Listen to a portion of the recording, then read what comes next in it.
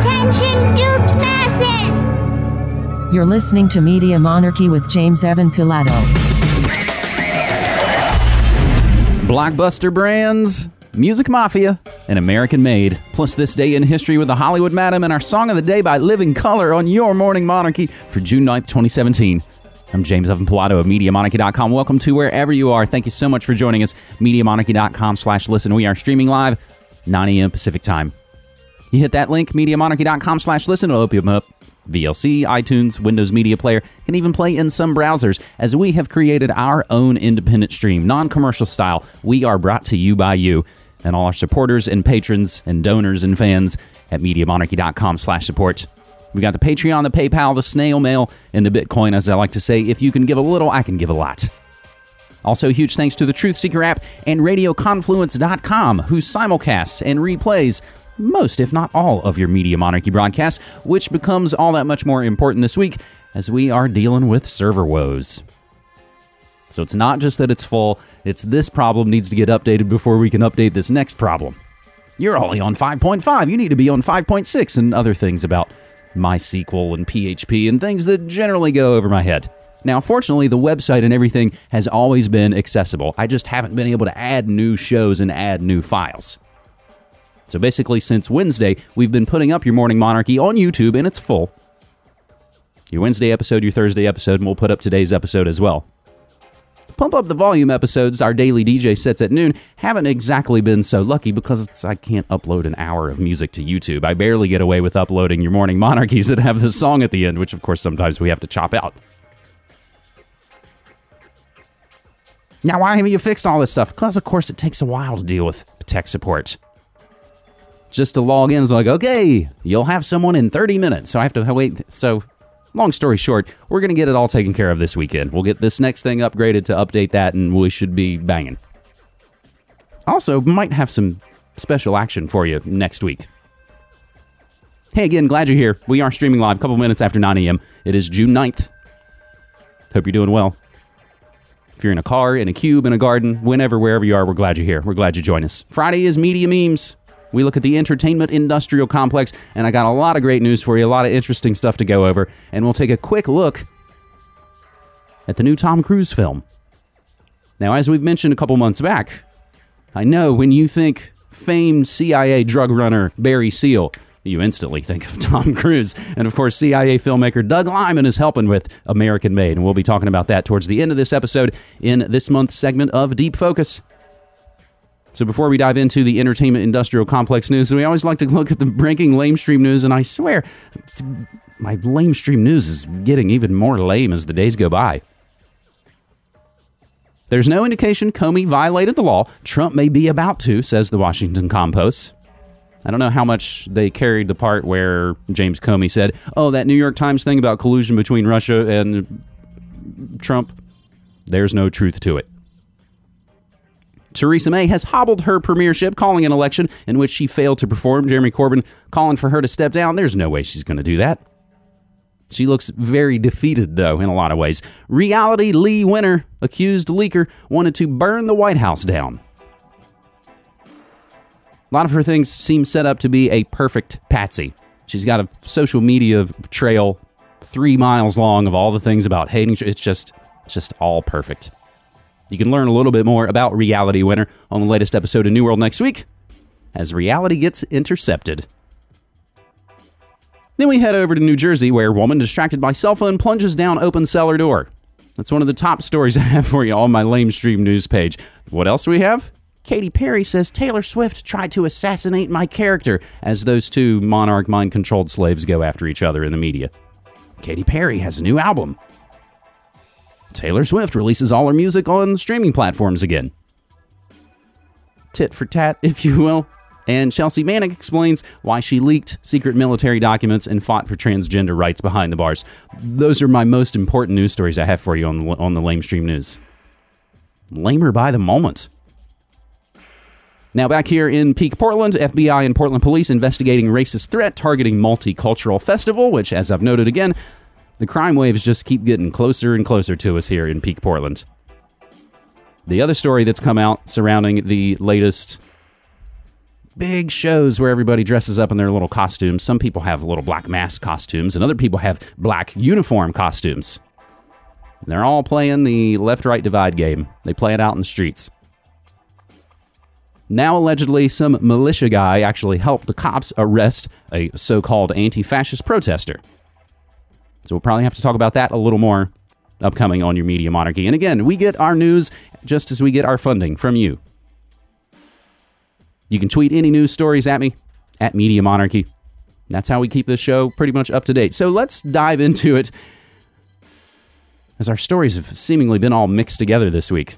Each day of the week, we typically focus in on a different area. Mondays, world news. Tuesdays, tech. Wednesdays, food, health, and environment news. Thursdays, weird. And then Fridays, media memes. Wednesday's Food World Order had all kinds of technology stories. And now your media memes episode is going to start out with some strange. The victim of Roman Polanski's sex assault 40 years ago is going to appeal directly to a judge to end the long-running case against the fugitive director, his lawyer said yesterday. Samantha Geimer, Geimer, 13 at the time of the crime, has long supported Polanski's efforts to end the legal saga that limits his freedom. But Friday will be the first time she's appeared in Los Angeles Superior Court on his behalf. Attorney Harlan Braun said she's tired of this case. The judge is just playing games with him. The Oscar winner has been a fugitive since he fled to France in 1978 on the eve of his sentencing for the crime of having unlawful sex with a minor. Prosecutors dropped charges that he drugged, raped, and sodomized the girl. She brought the drugs. Polanski feared the judge was going to renege on a plea agreement and send him away for more time than the 6 weeks he served in prison during a psychiatric evaluation prior to sentencing. His lawyers have been fighting for years to end the case and lift an international arrest warrant that confined him to his native France, Switzerland, and Poland, where he fled the Holocaust. The warrant prevented Polanski from collecting his Academy Award for Best Director for his 2002 film, The Pianist. He was also nominated for 1974's Chinatown and 1979's Tess. Polanski, 83, is trying to get Interpol warrant lifted so he can move freely among the nearly 190 countries in the global policing network. If that happens, the California warrant would still be valid. Polanski contends he's the victim of judicial misconduct because the now deceased judge who handled the case suggested in private remarks that he would not honor a plea bargain agreement. They called for no more time behind bars for the director after he spent 42 days in prison undergoing a diagnostic screening. The hearing today is an effort by Braun to get the court to unseal testimony by the now deceased prosecutor in the case, who's believed to have testified in a closed session about backroom sentencing discussions. Wow, what a strange decades-long story. Now so long where a lot of the central players are dead. I think we've been doing well giving you some follow-ups to stories as well each and every day on your Morning Monarchy. Roger Waters has responded to Tom York's remarks concerning Radiohead's upcoming Israel concerts and the BDS movement, claiming that York's version doesn't tell the whole story. In April, over 50 prominent figures, including Roger Waters, Thurston Moore, Desmond Tutu, Ken Loach, signed a petition urging Radiohead to cancel their Israel performance next month. York finally broke his silence on the call to boycott Israel in his recent Rolling Stone interview, which we went over for you pretty much in full last week. Takeaway quote is, "It's deeply distressing that they choose to, rather than engage with us personally, throw shit at us in public." However, in a statement to Rolling Stone, Roger Waters counters that he made several attempts to start a dialogue with York about the Israel shows prior to the April 23rd petition, but the Radiohead singer misinterpreted my attempt to start a conversation as a threat and angrily responded to Waters before cutting off communication. "I made every effort to engage with York personally and would still like to have the conversation," Waters wrote, adding that June 5th was the 50th anniversary of the occupation of Palestine by Israel, and of course, yesterday being the 50th anniversary of the USS Liberty attack. 50 years living under military occupation, 50 years for people with no civil rights, 50 years of no recourse to the law, 50 years of apartheid. "Hey, Tom, I'm sorry, my letter wasn't meant to be confrontational. I was reaching out to see if we could have that conversation that you talk about in your reply. Can we? Love, R." I didn't hear back, so silence prevailed for 3 weeks until March 4th when I sent a long, heartfelt entreaty to Tom, asking him again to talk. Not to talk is not an option. So there's always two sides to every story. Roger Waters' response to Tom York over Radiohead Israel controversy. Now, as we pointed out for you last week, I'm kind of surprised the more controversial part didn't become York's quote. It's deeply disrespectful to assume that we're so retarded we can't make these decisions ourselves. Now let's head on down to Austin. As Democratic U.S. Senators Bob Menendez of New Jersey and Catherine Cortez Masto of Nevada have written an open letter to the organizers of South by Southwest, asking them to consider moving the festival from its longtime Austin home to someplace outside of Texas. The reason is the state's newly passed Senate Bill 4, signed by Governor Greg Abbott last month, which enlists local law enforcement agencies to enforce federal immigration law and penalizes those departments and officials that don't comply. In America, we believe that we should be judged by the content of their character, not the color of their skin, and that is not what SB 4 does. As we saw in previous failed attempts by states that tried to adopt Show Me Your Papers legislation, these laws essentially legalize discrimination based on the color of your skin or the way you speak. The reference to previous Show Me Your Papers legislation refers in part to Arizona's 2010 immigration law, which required local law enforcement officers to demand ID of anyone suspected of being in the country without citizenship. South by Southwest had its own spat with activists last year over contract clauses that detailed the festival's option to alert federal immigration authorities about performers who had violated its policies. The festival, which has generally taken a strong pro-immigrant public stance, insisted that the clause only existed in case of extreme violations and that it had never been implemented in South by Southwest's 30-year history. After pressure from bands and activists, the festival agreed to drop the controversial clause from contracts going forward. And we just saw pretty much a giant mess-up situation at the last South by Southwest, as bands such as Soviet were pretty much stopped at the border, deported, and sent back. As deported means. You're listening to Your Morning Monarchy for Friday, June 9th, 2017. Glad you're here. I'm James Evan Pilato of MediaMonarchy.com, and we are streaming live, MediaMonarchy.com/listen. Yeah, maybe they'll move it to Portland. That'd be a great idea. So, as long as we're talking about often must-flee TV, film director Oliver Stone, whose series of conversations with Vladimir Putin air next week on Showtime, and we've got a little more of what's airing on Showtime soon coming up in a few minutes, said he watched the Megyn Kelly interview with Putin on NBC and concluded that he knew his stuff and she didn't. Kelly's interview, which aired on the debut of her news magazine Sunday Night with Megyn Kelly on Sunday, appropriately enough, and as you may have recalled, she left Fox and now she went to the different alphabet agency. Became machine gun-like, Stone said, and it was an example of how American journalism frequently leaves little room for nuance. I think she was attractive and she asked hardball questions, but she wasn't in a position to debate or counter him because she didn't know a lot of things. Special counsel has been appointed to investigate contacts between your government and the Trump campaign. You've said that your ambassador, Kislyak, was just doing his job, right? So what exactly was discussed in those meetings? There were no meetings. You understand? There were no meetings. When I saw this, my jaw dropped. No meetings between Ambassador Kislyak and anybody from the Trump campaign? I have no idea. I'm being completely honest with you. I don't know. The routine job of an ambassador. Do you think that from all over the world or from the United States, the ambassador reports to me every day who he meets with or what they discuss there? That's complete nonsense. Do you even understand what you're asking Well, or you're not? his boss.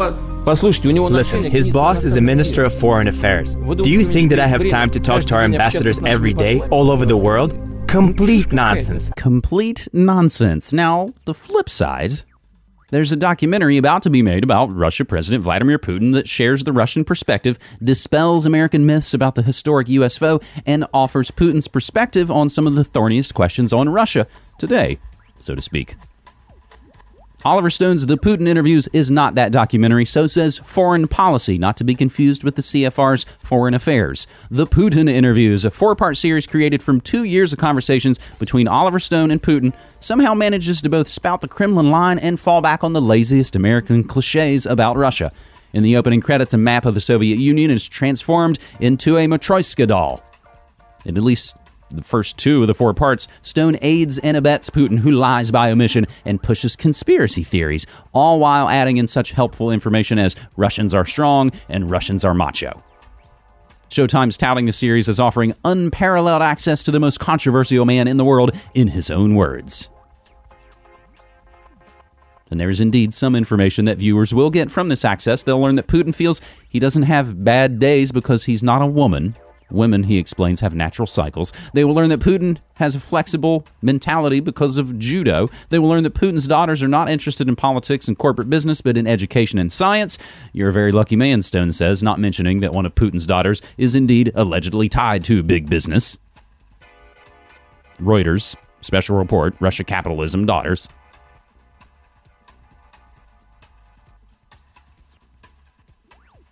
So whether you get it from NBC or whether you get it from Showtime, you're still getting a colored version of what's going on. And you always have to wonder who's giving you these messages. Which leads us to our next story.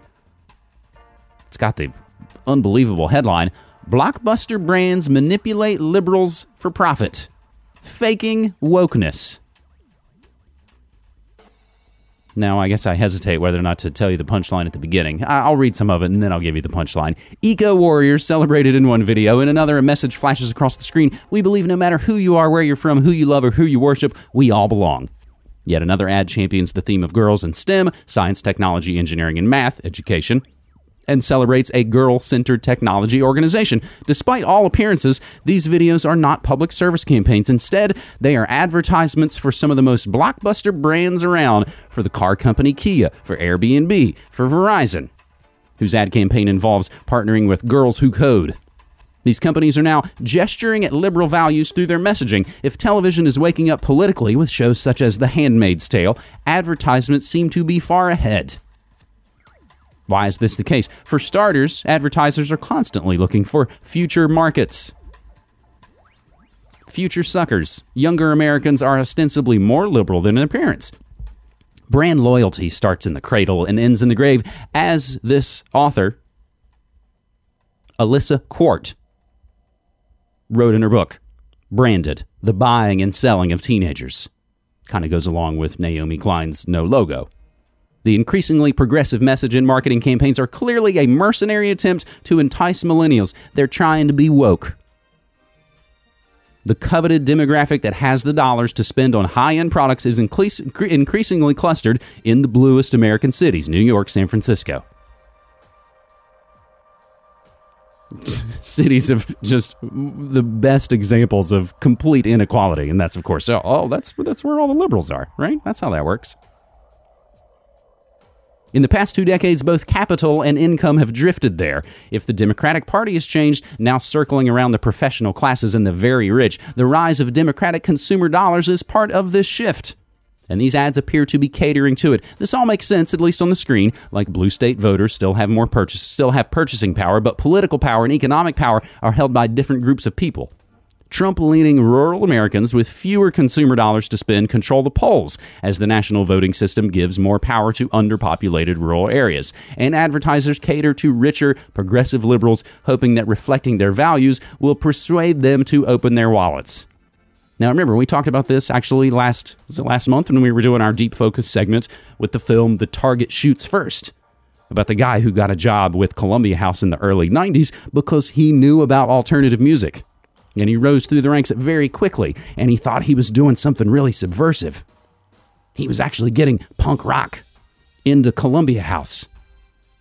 But of course, it doesn't turn out that way. They changed everything they worked on, and he realized at the end he was helping trick consumers. Not only into thinking that consuming was cool, as he said in his own words, but to even think that it's like an act of defiance, dude. Buying as act of defiance. And that's exactly what these products are doing. That's exactly what this article's talking about. So it's a longer article from Alyssa Quart, and it's on The Guardian. Faking Wokeness, How Advertising Targets Millennial Liberals for Profit. This series is supported by the Rockefeller Foundation. Good stuff. That series from The Guardian, Inequality and Opportunity in America, isn't only brought to you by the Rockefeller Foundation, it's also brought to you by the Ford Foundation. That's how they work. That's how they get into it. Yes, of course, they talk about the Pepsi thing. The strategy doesn't always work, as shown in the embarrassing Kendall Jenner Pepsi spot, which appropriated Black Lives Matter in the name of sugar water. But for the most part, the results are quite deft, as in the Heineken ad featuring a real transphobic lad conversing with a transgender soldier across both beers and social differences. You are being manipulated. So obvious. So painfully obvious. And it is quite entertaining in a way to watch the fake left devour itself just after they destroyed all the phony righties. They're now turning on themselves. Cannibalizing it, if you will. Hashtag normalize cannibalism. Bill Maher, following up on Kathy Griffin, issued an apology for using the N-word on last Friday night's edition of HBO's Real Time with Bill Maher. Maher said in a statement, "Friday nights are always my worst night of sleep because I'm up reflecting on the things I should or shouldn't have said on my live show. Last night was a particularly long night, as I regret the word I used in the banter of a live moment. The word was offensive, and I regret saying it, and I'm very sorry." So now, rather than get all the bloviating left-right phony divide, let's actually get a very nuanced, real take from one half of the great RTJ, Killer Mike. If you were the guest on the show, do you think Bill Maher makes that Bill joke? in his stomach. I would have punched Bill in his stomach and said, "You sound stupid," and we would have smoked a joint after. And that's what I like. You know why, Harvey? You know why? Because that's what you do when your white friend does that when you're 13. Right. And he gets a little too comfortable and says it, you punch your friend in your stomach. I'm a fierce believer in the First Amendment, so whether I agree with you or not, I believe in your right to say it. Gerard Carmichael did an interesting bit where he praised Hitler versus Dr. King. That was hilarious. I don't want to live in a world where that can't happen. Louis C.K.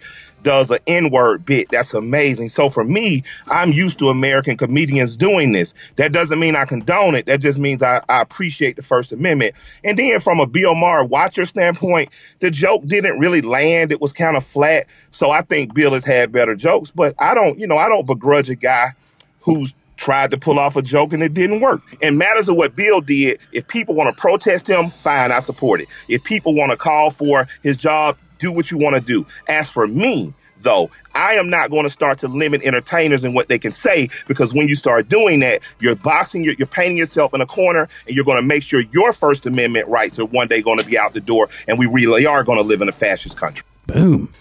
You know, Killer Mike also said, go back to school, I'm going to punch him in his shit again. Bullying the bullies. Now, does that get as much coverage? No, it doesn't. And I'm not sure exactly what show that was on. You can get that video via TMZ, which, again, say what you will, TMZ at least just posted the video of Killer Mike's responses. It didn't have a bunch of other extra garbage. Killer Mike, greater than Ice-T. You are listening to your Morning Monarchy for Friday, June 9th, 2017. I'm James Evan Pilato, looking at media memes, and we are looking at the falling away of fake progressivism. Now, I've mentioned this before in our conversation with Thomas Sheridan. You, too, might be a lot of things, but they're not dummies.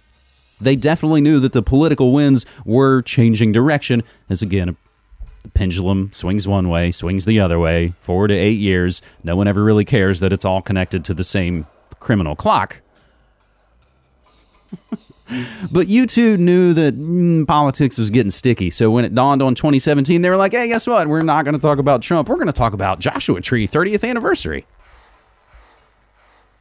And a lot of other things are going that way as well. Jon Stewart and HBO are not going forward with his much-anticipated animation project, a setback for what was supposed to be the next step in his post-late-night career that pretty much just has him going back on his old shows with his old people, doing the exact same thing.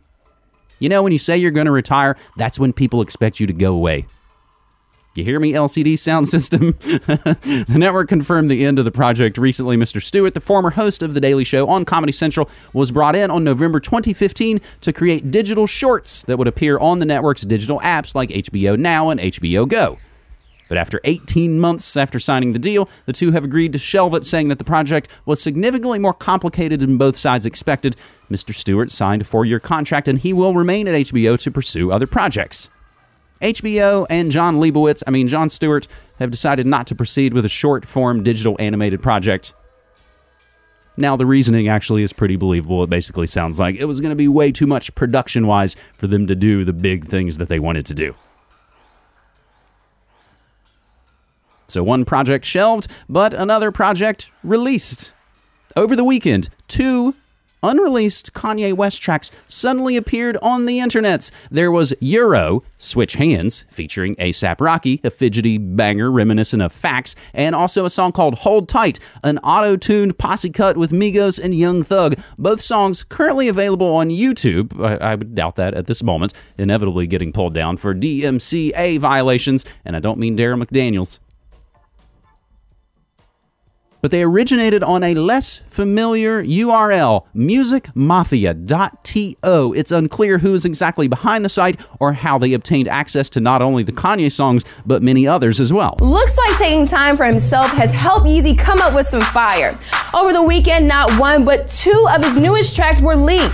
The first, titled Hold Tight, features Migos and Young Thug, with Ye holding down the chorus with a catchy auto-tune vibe. The second, titled Euro Switch Hands, features A$AP Rocky laying down some bars and Yeezy talking his you-know-what as usual. The tracks were tagged with the name Music Mafia, who is the likely culprit for the leak. Music Mafia, which releases snippets of unreleased songs, is the same exact site that hacked Drake last Friday.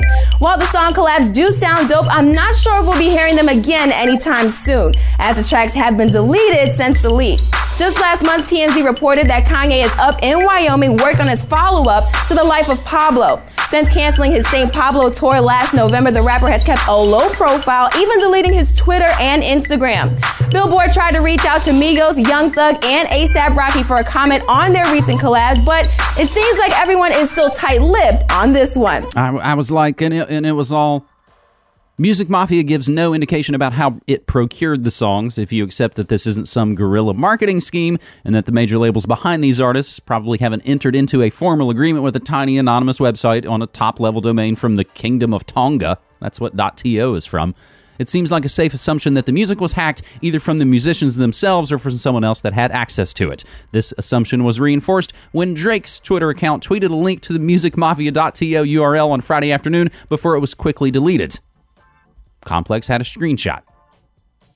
Whoever is behind Music Mafia isn't releasing the tunes out of the kindness of their hearts. The site also lists several song titles alongside links to Bitcoin wallets, with the implication that the songs will be made available for download once an unspecified donation goal is reached. These are even other Kanye songs. So the once great Spin is asking the musical question, who is Music Mafia? The hacker group that's leaking Kanye songs for Bitcoin. Now, as we've noted recently, ain't nobody giving up no Bitcoin right now because it's way too high. We do accept Bitcoin at MediaMonarchy.com/support. But I imagine you're hanging pretty tight onto that. So hell, as long as we're talking about Kanye, let's talk about Colo. Does anybody call her that? Courtney Love is not afraid to admit what many of us feel. She's obsessed with Lana Del Rey. The whole frontwoman sat down with Seth Meyers on Late Night on Tuesday to plug her role as Kitty Menendez in the upcoming Lifetime original movie Menendez, Blood Brothers, airing this Sunday on Lifetime, which chronicles the true story of the 1989 murders of Jose and Kitty Menendez at the hands of their abused sons Lyle and Eric. But back to Lana. I toured with Lana Del Rey about 1.5 years ago, and I was like, this is so chill, I'm going to go on my bus and watch Mad Men reruns, she told Myers. But then I started listening to her after we toured, and we became really good friends, and I got obsessed with her, and I really like her music a lot. She looks very strange, unfortunately. She looks very, very plastic surgeried. Courtney Love, obsessed with Lana, and we did actually see that show as it came through the Pacific Northwest here, and I don't know if I've said it before, the line Cassie and I still laugh about. It was, of course, a pretty young crowd. It was, as I often note, we are either going to shows where we're the youngest people or we're the oldest people. That was one of those shows where we felt like we were the older people there. Heard a kid behind us say, I'm impressed with how good Courtney Love is, but I'm ready for Lana. In some obituary news, as we can't seem to do a media memes edition of your Morning Monarchy without a couple of obituaries. Actor Roger Smith, who brought the glamour to the TV detective genre as a hip private eye on 77 Sunset Strip, has died at the age of 84. Roger Smith, a star of the 1950s series 77 Sunset Strip and husband to actress Anne Margaret, has died. Beginning in 1958, Smith starred alongside Ephraim Zimbalist Jr. on the hour-long ABC series about a pair of private detectives. Smith played the former government agent Jeff Spencer for 5 seasons before exiting the drama due to a medical condition.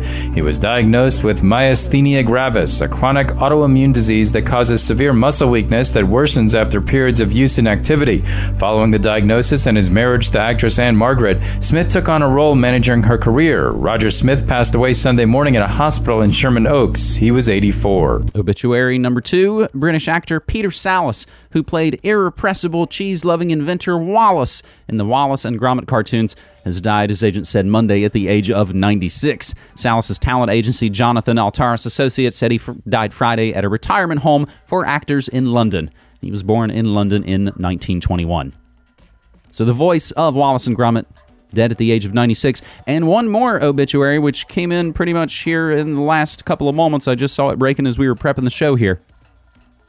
Glenn Headley, film and TV actress, dies at the age of 63. She was in not only Dick Tracy, but she pretty much stole the show in Dirty Rotten Scoundrels with Michael Caine and Steve Martin, which is a highly recommended 80s comedy film if you've never actually checked that one out. Ruprecht. So we mentioned Oliver Stone's got the action coming up on Showtime, but there's something way more interesting coming up on Showtime. How Cary Grant took acid over 100 times to get over his issues with women.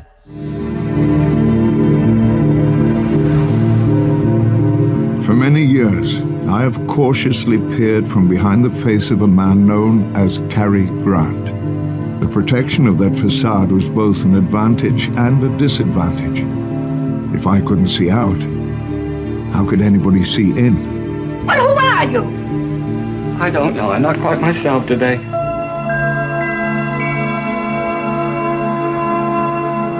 Cary invented himself. And of course it worked superbly on screen and in life socially. But he got to that place of 52 without looking back at what he had experienced as a child and then a teenager, which must have had terrible scars on him. I came home from school one day, and Mother was gone. There was a void in my life.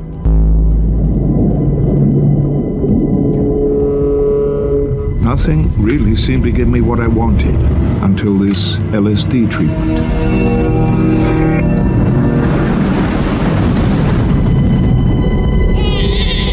The action of the chemical releases the subconscious so that you can see what transpires in the depth of your mind. Don't know whether I like it or not.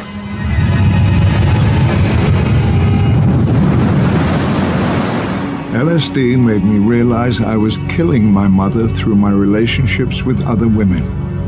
I was punishing them for what she had done to me. One day, after weeks of treatment, came a day when I saw the light. Oh my God, humanity, please come in.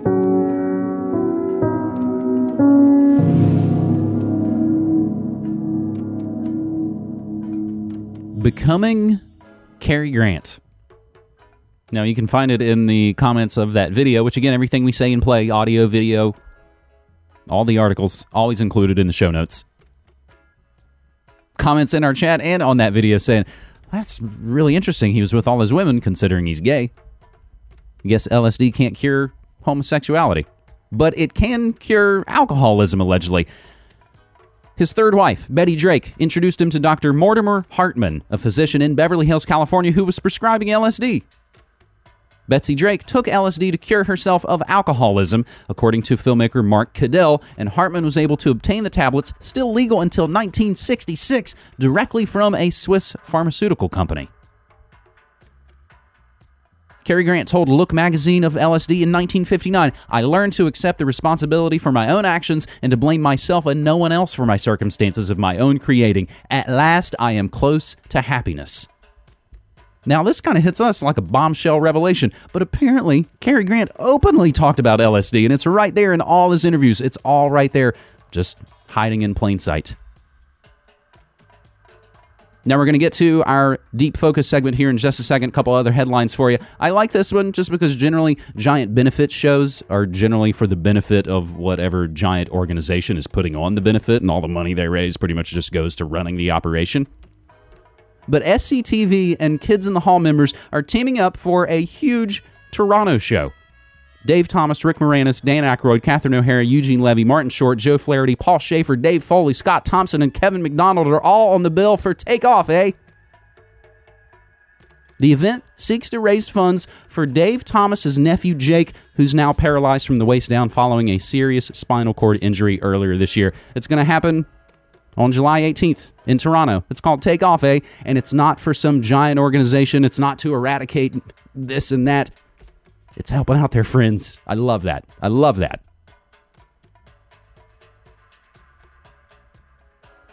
Now, much like Christopher Columbus, Tom Hanks thinks he's discovered something millions of people already know about. Tom Hanks' mysterious tower photo sparks conspiracy theories.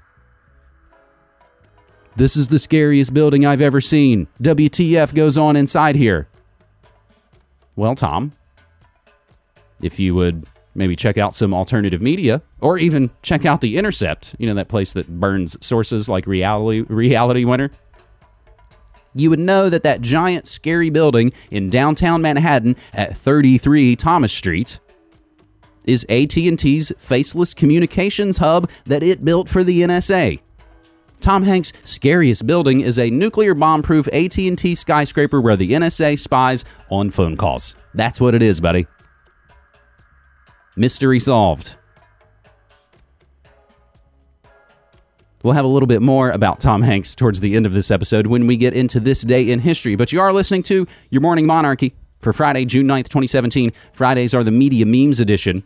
And on the second Friday of the month, I like to do what I call Deep Focus. It's basically the replacement for our Navigating Netflix segments, where we look at television and films worth your time. Now, generally speaking, we've done a good bit of research and production on something that's a film that's been out for a long time. That's why we've talked recently about The Target Shoots First, just referenced earlier in the show. We've also done Sinatra's original assassination film, Suddenly. And again, you can find all these things in the MediaMonarchy.com archives. We've been a frequent guest on James Corbett's film literature in the New World Order and talked about Citizen Kane. We've talked about Netflix's Daredevil. We talked about Soylent Green. But right now, I want to talk about a film that was originally going to be called Mina. But they changed the name, and they're going to call it American Made. The first trailer for Tom Cruise's American Made, set to be released a little bit later this year, is your latest installment in CIA entertainment. This is the United States Drug Enforcement Agency. We are ordering you to land. All right, boys, let's land. Easy.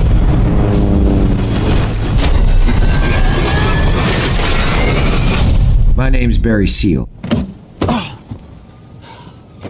That's for the damage. For your sister, hey, little darling, and your back. Some of this shit really happened. You never saw me.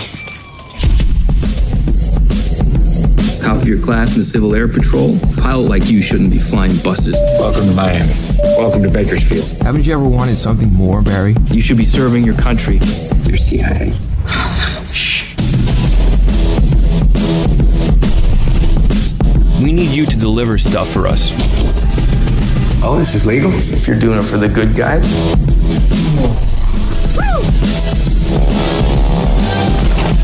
Barry Seal's a goddamn genius! You are an airline pilot, Barry. That's how you support this family. This is gonna be good for us. Is this all legal? You trust me? No! We're expanding operations, Barry. The devil you know, the devil you know, the devil you don't. The devil you know, the devil you know. Ross Cisco dug this up in the backyard. There are bills blowing around everywhere. I'll rake it up in the morning. ATF, drop your weapons! Guns, drugs, money laundering. Did y'all know that caddies have more trunk space than any other car? I'll get each and every one of you a caddy for your troubles. See, I'm gonna walk out of here. There ain't a damn thing any one of you can do about it. He's free to go. Wait a minute. The boy should have taken the caddies.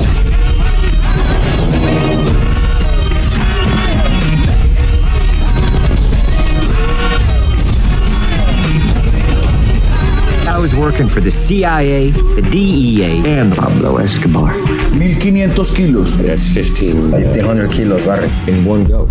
Get it done.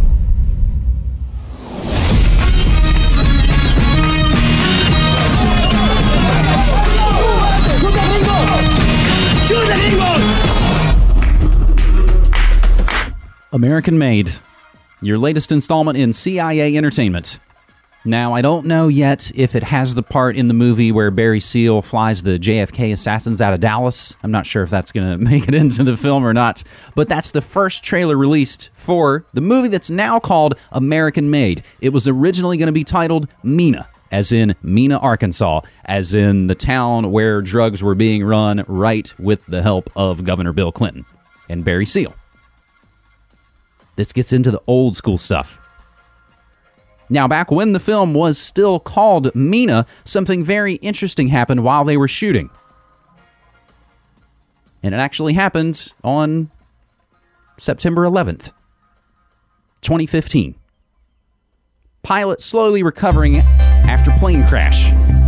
The sole survivor of a Colombian plane crash involving crew members of the upcoming Tom Cruise movie is recovering slowly but remains in critical condition. Jimmy Lee Garland was pulled from the wreckage of a twin-engine plane that crashed into a mountain near Medellin Friday after the filming of scenes from the upcoming movie Mena. It's about an American pilot who worked for the late drug lord Pablo Escobar.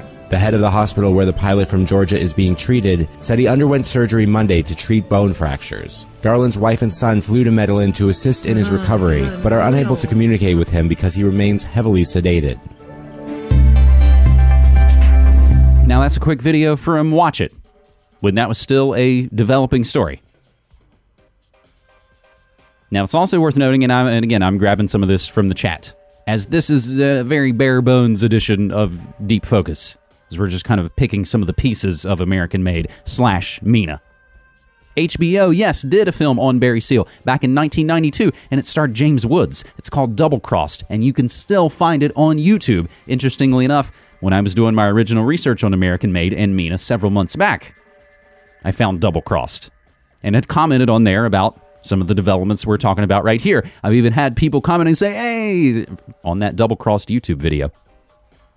They came looking for that because the new American Made trailer is out. So let's jump back to September 14th, 2015 with a brief note from Daniel Hopsicker. Both men who died in the crash of a twin-engine plane in Colombia last week on the shoot for Tom Cruise's new Mena movie have backgrounds more like those of spies, spooks, drug movers, and clandestine agents than pilots on a movie shoot. One owned offshore entities in the Netherlands Antilles that controlled even more offshore entities, very useful for money laundering, owned a $2 million home on the intracoastal waterway with a dock handy for unloading knickknacks and bric-a-brac from cruises in the Caribbean, and once lived in a small town in Texas next to the secret CIA base. The other guy was even more mysterious. He owned a company selling black helicopters and aerial surveillance packages to urban police departments and military clients around the world. Still, it's important to speak only good about the dead, especially the recently dead. Had news reports from Colombia about the plane crash contained more than tiny grains of truth, or had not an associate of one of the men eulogized him as a great philanthropist, the news would have been released as so soon after their tragic deaths. One non-Colombian dead in news coverage. And originally in the news coverage, the official story was that it was weather that caused this crash. What started to come out later, and again, we'll include this giant article from Daniel Hopsicker, did Tom Cruise helicopter clip doomed Mena plane? Further investigation essentially shows that Tom Cruise was flying around in the helicopter while this plane was heading out as well. Ron Howard was going to be the original director of Mena, the true story of gunrunner and drug trafficker Barry Seal. Now, I'm also not sure if in this film it's going to get into Barry Seal's Rolodex, which had Poppy Bush at the top.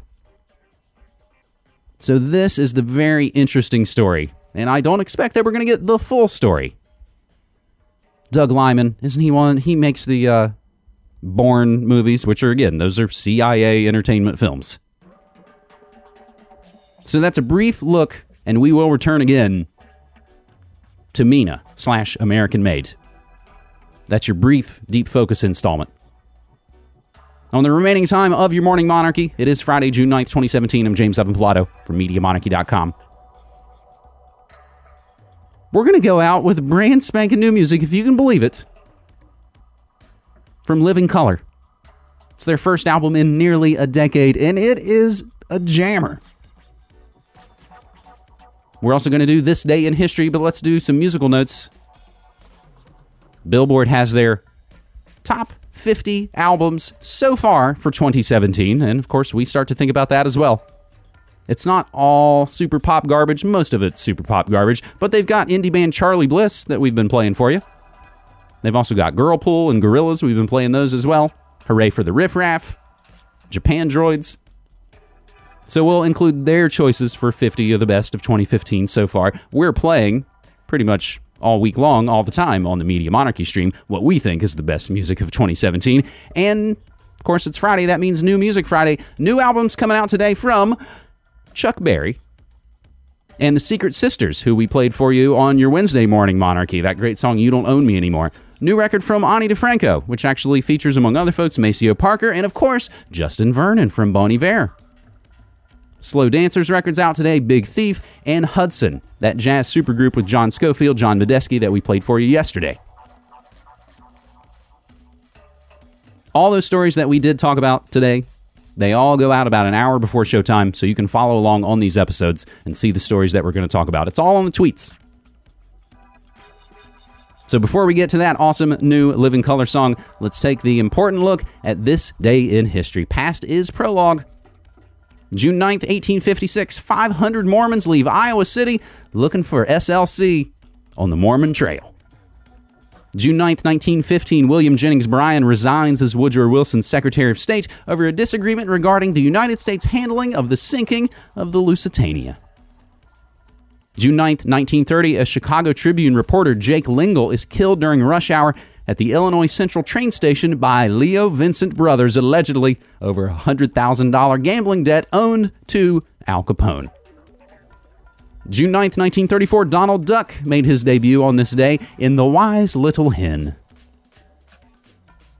And one of those famous lines spoken on this day, June 9th, 1954, Joseph Welch, special counsel for the United States Army, lashes out at Senator Joseph McCarthy during hearings on whether communism has infiltrated the Army, giving McCarthy the famous rebuke, "You've done enough. Have you no sense of decency, sir? At long last, have you left no sense of decency?" June 9th, 1958, Jerry Lee Lewis took out a full-page ad in Billboard to explain his second divorce and third marriage to his 14-year-old cousin Myra. June 9th, 1967, on your continuing coverage this week of this day in the Six-Day War, Israel captured the Golan Heights from Syria on this day, June 9th, 1967. In 68, LBJ declares a national day of mourning following the assassination of Senator Robert F. Kennedy. June 9th, 69, Mick Jagger, Keith Richards tell Brian Jones, "You out of the Stones." Who killed Christopher Robin? June 9th, 1972, severe rainfall causes a dam in the Black Hills of South Dakota to burst, creating a flood that kills 238 and causes $160 million in damage. 1973 on this day, Secretariat wins the Triple Crown. I don't believe that's ever been repeated. June 9th, 1978, the Church of Jesus Christ of Latter-day Saints opens its priesthood to all worthy men, ending their 148-year policy of excluding black men. That same day, Rolling Stones released Some Girls. June 9th, 79, the Ghost Train fire at Luna Park in Sydney. June 9th, 1989, this day in Prince news, he released Bat Dance. So weird. It was so weird at the time, but somehow all worked. On this day, June 9th, 1993, The now infamous Madam to the Stars, Heidi Fleiss, is arrested as part of a sting operation run by the LAPD and Beverly Hills Police Departments and the so-called U.S. Justice Department.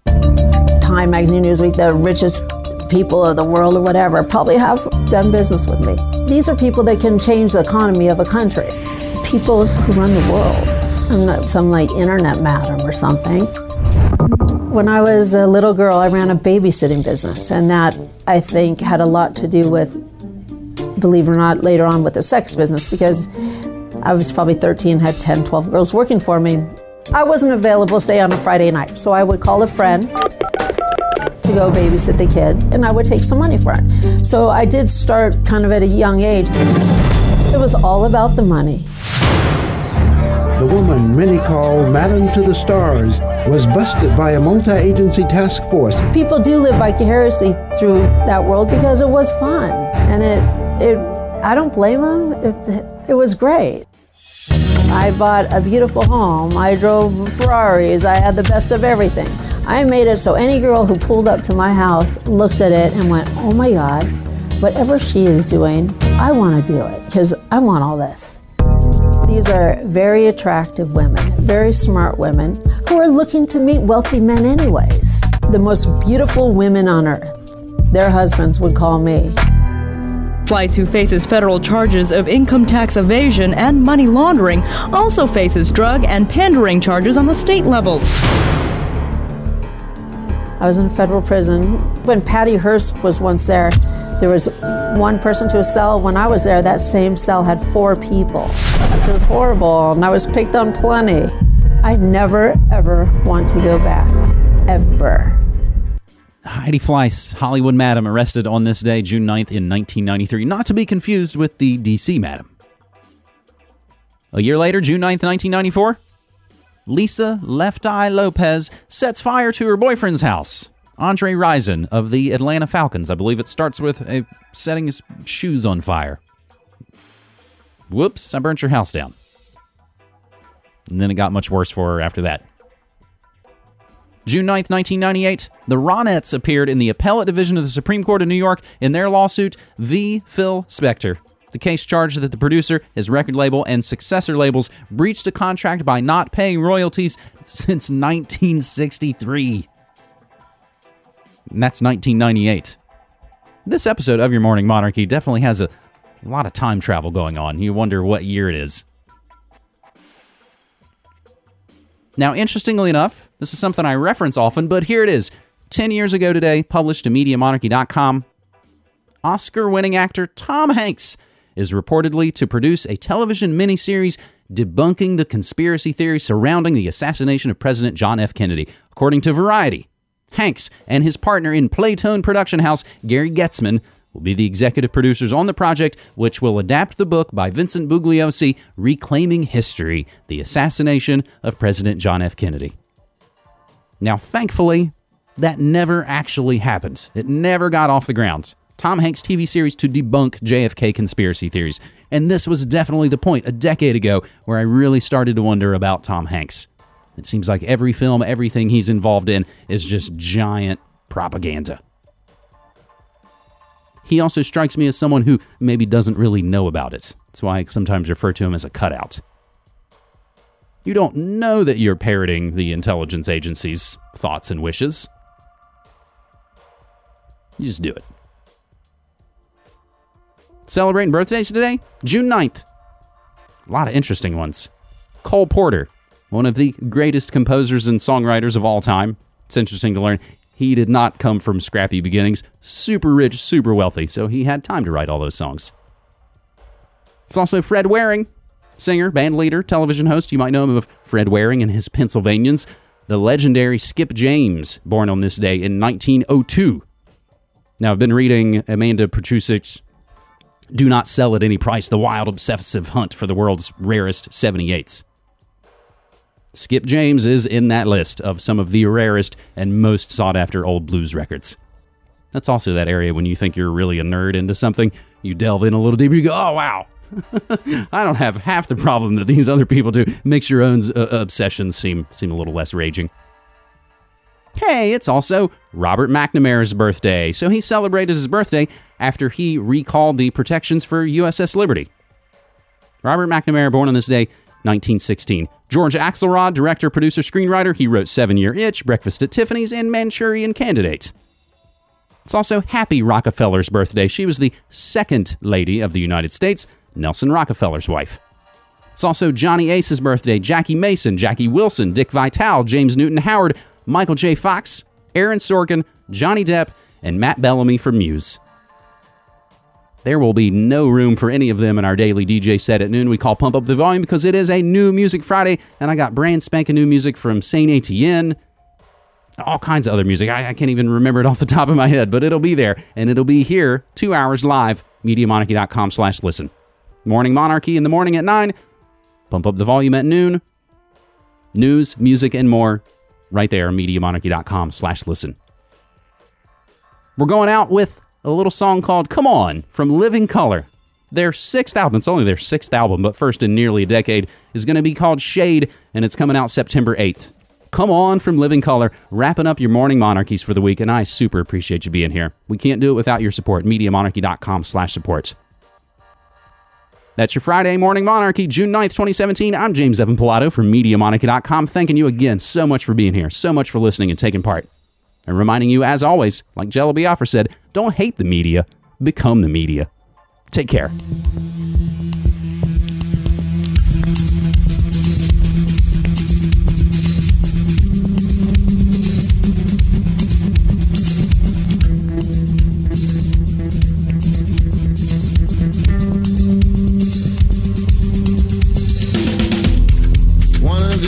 Mornings, I'll have the strength to tell you how I feel.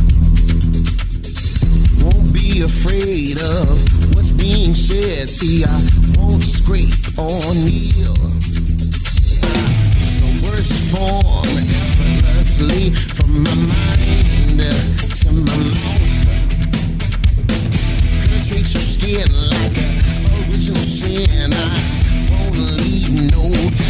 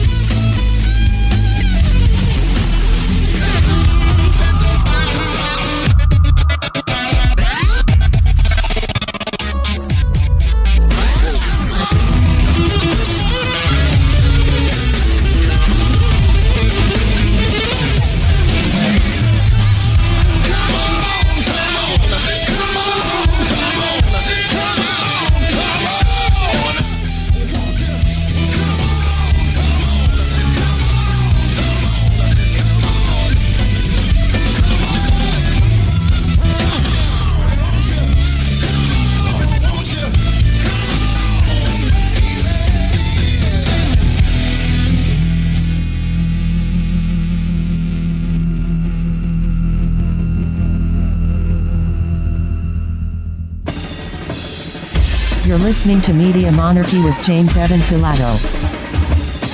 Since 2005, Media Monarchy has covered the real news about politics, health, technology, and the occult, all remixed with music and media that matters. Go to MediaMonarchy.com/support and become a monthly subscriber so you can help keep independent, non-commercial, alternative media going and growing. Thanks.